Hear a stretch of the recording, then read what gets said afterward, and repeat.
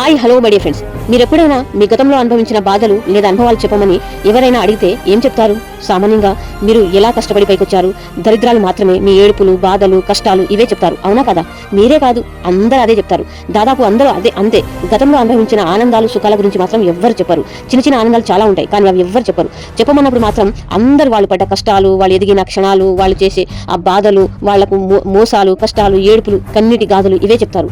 మీకు సామాన్యంగా గుర్తుకురావు కూడా, మంచి వచ్చినా అది ఏదో ఒకటి ఆరా తప్ప ఎక్కువేమి ఉండవు. అలాగే ఒక రచయిత రాసిన సాహిత్యంలో ఎక్కువ ప్రేమకు సంబంధించిన వాటిలో ప్రేమ విఫలమైనవి మాత్రమే వింటుంటూ ఒక పురాణాన్ని లేదా ఇతిహాసాలు తీసుకున్నప్పుడు ఒక శాడ్తోనే మొదలవుతూ విషయం అంతా జరుగుతుంది.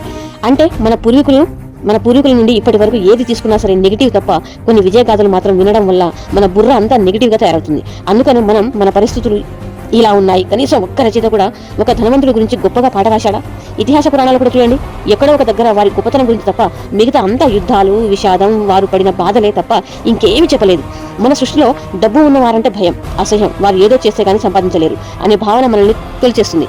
ఎందుకు డబ్బున్న వాళ్ళంటే చులకన? అందుకే మీ దగ్గరికి డబ్బు రావడం లేదు మై డియర్ ఫ్రెండ్స్. ఇక్కడ మీరు గమనించండి, ఇంత సబ్జెక్ట్ తెలుసుకున్నా కూడా ఒక్క బాధాకరమైన సంఘటన టీవీలో కానీ నిజ జీవితంలో కానీ చూడగానే చలించిపోతాం. మరి డబ్బున్న ధనవంతుల విషయంలో ఆలోచించకుండానే మనం భయపడతాం. ఒక్కసారి ఆలోచించండి, ధనవంతుల గురించి, డబ్బు గురించి. మీకు ధనవంతులైపోవచ్చు కదా, వాళ్ళ గురించి ఆలోచించరు. ధనవంతులు ఎలా ఎదిగారు, ఏ విధంగా ఎదిగారు అనేది ఆలోచించరు. పేదవాళ్ళ గురించి మాత్రం 24 hours ఆలోచిస్తూ ఉంటారు. ఆలోచించడం తప్పు అనట్లేదు, కానీ ఆలోచన విధానాన్ని రిచ్ అవ్వడానికి మార్చుకోండి. మీ ఆలోచన విధానాన్ని రిచ్ వైపు మార్చండి. గొప్పవాళ్ళు ఎలా అయ్యారు, గొప్పవాళ్ళు కావాలంటే ఏం చేయాలి, ఎలాంటి బిజినెస్ మొదలు పెట్టాలి, ఎప్పుడు కష్టాల గురించి తప్ప సుఖ సంతోషాల గురించి మాట్లాడండి, మీకు సుఖాలు వస్తాయి. ఇదంతా మన సబ్కాన్షియస్ మైండ్, మన సైన్స్ ఆడే డ్రామా మై డియర్ ఫ్రెండ్స్. ఇక్కడ మన ఆలోచన విధానాన్ని ఖచ్చితంగా మార్చుకోవాలి. ఎప్పుడు కష్టాల గురించి, బాధల గురించి, దుఃఖాల గురించి, రోగాల గురించి మాట్లాడకుండా వాటి ప్లేస్లో సుఖ సంతోషాల గురించి, సక్సెస్ల గురించి, గొప్ప వాళ్ళ గురించి మాట్లాడండి. మన జీవితం ఖచ్చితంగా మారుతుంది. Thank you universe, thank you Guruji.